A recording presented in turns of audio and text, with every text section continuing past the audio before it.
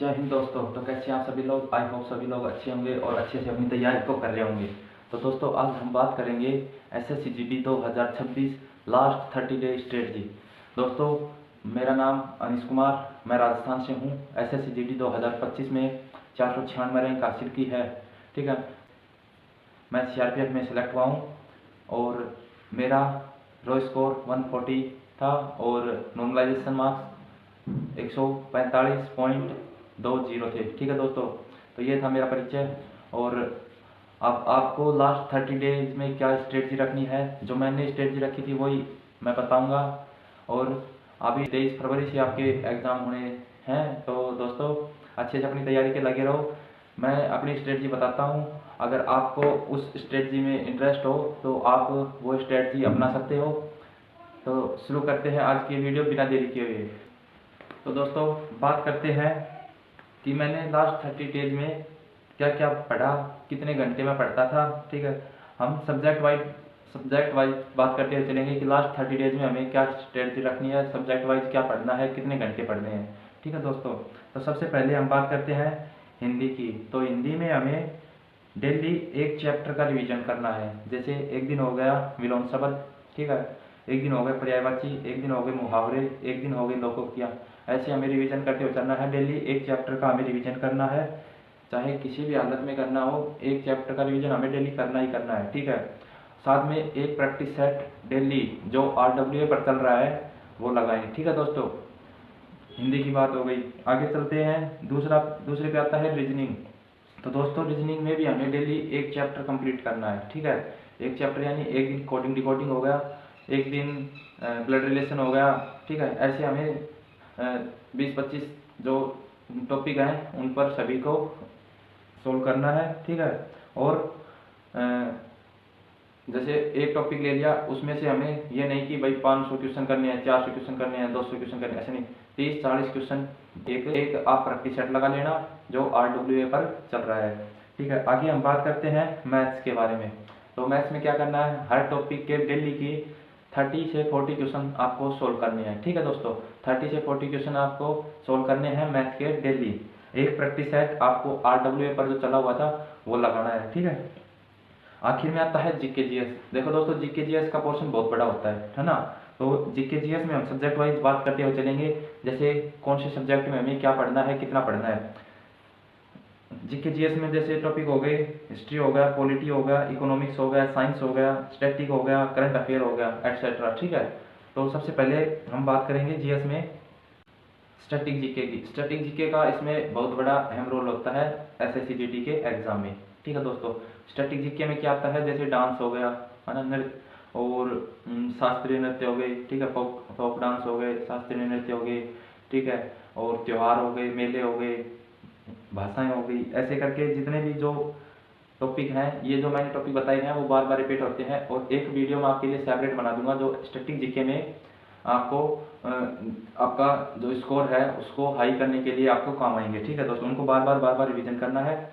और क्या है, और आगे बात करते हैं हिस्ट्री के बारे में। हिस्ट्री में डेली आपको थोड़ा थोड़ा रिवीजन करते हुए चलना है, डेली या फिर एकांतर दिन में। जैसे आज हिस्ट्री पढ़ लिया, कल छोड़ दो, परसों फिर से पढ़ लो, है ना। इससे क्या है, थोड़ा आपके दिमाग में ऐसा बना रहेगा कि भाई ये हमने पढ़ा था। ठीक है, आपको इतना पढ़ना है लास्ट के 30 डेज में कि मतलब नींद चैन सब त्याग दो आप। ठीक है, तो हिस्ट्री का हो गया, एक डेली या फिर एकांतर दिन में लगभग 1 घंटे पढ़ लो, जिसमें 4-5 टॉपिक क्लियर हो जाएंगे। थोड़ा फास्ट रिवीजन करना है क्योंकि लास्ट टाइम है, ऐसा नहीं है कि भाई याद कर करके बिल्कुल याद कर करके पढ़। ठीक है, बिल्कुल फास्ट रिवीजन करते हुए चलना है। हिस्ट्री हो गया फिर आपका। ठीक है, फिर आगे बात करते हैं इकोनॉमिक्स की। इकोनॉमिक्स में कुछ गिने चुने चैप्टर हैं, सभी को रिवीजन करते रहें बार बार। एक बार 30 डेज में लगभग 2 बार आप उसका रिवीजन कर दो। कैसे करो, डेली करो चाहे एकांतर दिन में करो। ठीक है, इकोनॉमिक्स का हो गया। आगे बात करते हैं ज्योग्राफी की। जैसे हिस्ट्री में था, जैसे आज हिस्ट्री का पढ़ लिया, कल आप ज्योग्राफी का पढ़ लो, क्योंकि हिस्ट्री और ज्योग्राफी का थोड़ा बड़ा पोर्शन होता है ना। इसलिए एक दिन हिस्ट्री पढ़ लो, अगले दिन 1-1.5 घंटे ज्योग्राफी पढ़ लो, है ना। तो ऐसे करना है ज्योग्राफी को, मतलब वो जितना पढ़ा जाए उतना पढ़ना है आपको। ठीक है, ज्योग्राफी का हो गया। आगे बात करते हैं पॉलिटी का। पॉलिटी में क्या है, पॉलिटी में आप ज़्यादा भी नहीं तो एक तो देखो सभी पार्ट कंप्लीट होने चाहिए आपके। ठीक है, प्रस्तावना कंप्लीट होनी चाहिए और लगभग भाग नंबर 6 तक आपके सभी आर्टिकल कंप्लीट होने चाहिए, ठीक है। और जो जो भी मेन टॉपिक हैं पॉलिटी में, मैं आपको एक सेपरेट वीडियो बना के दूंगा। उसमें टॉपिक रहेंगे कौन से क्या क्या पढ़ना है, ठीक है। वो आपको पढ़ के जाना है, आपके लिए बहुत ही फायदेमंद होंगे, ठीक है दोस्तों। आगे बात करते हैं करंट अफेयर। करंट अफेयर को देखो, करंट अफेयर का कोई पता नहीं होता कहाँ से आएगा, तो आपको करंट अफेयर पढ़ना है मंथली, ठीक है। आप एक साल का एक तो आता है ईयरली, एक तो वो आपको बिल्कुल मतलब वीडियो देखनी होगी, ठीक है। और अगर आप बुक से पढ़ रहे हो तो सबसे बेटर है। बाकी अगर आप अभी स्टार्ट किया है करंट अफेयर पढ़ना, तो आप एक तो आता है ईयरली वीडियो आता है ना। एक ईयरली वीडियो देख लो, चाहे कुमार गौरव सर का देख लो, चाहे ये RWA पर पढ़ाते हैं उनका देख लो, ठीक है। फिर एक आता है मंथली, तो एक साल के सभी मंथली देख लो, ठीक है। डेली डेली एक वीडियो देखो, 2-3 घंटे का आता है एक वीडियो, तो वो सभी आपको करने हैं करंट अफेयर में। क्योंकि करंट अफेयर का तो देखो कोई वो नहीं होता, कहाँ से भी पूछ सकता है करंट अफेयर। हमें पढ़ के जाना है कि अगर हमारे में पढ़े में वैसे आ गया तो हम पार कर देंगे, ठीक है। अब बात करते हैं,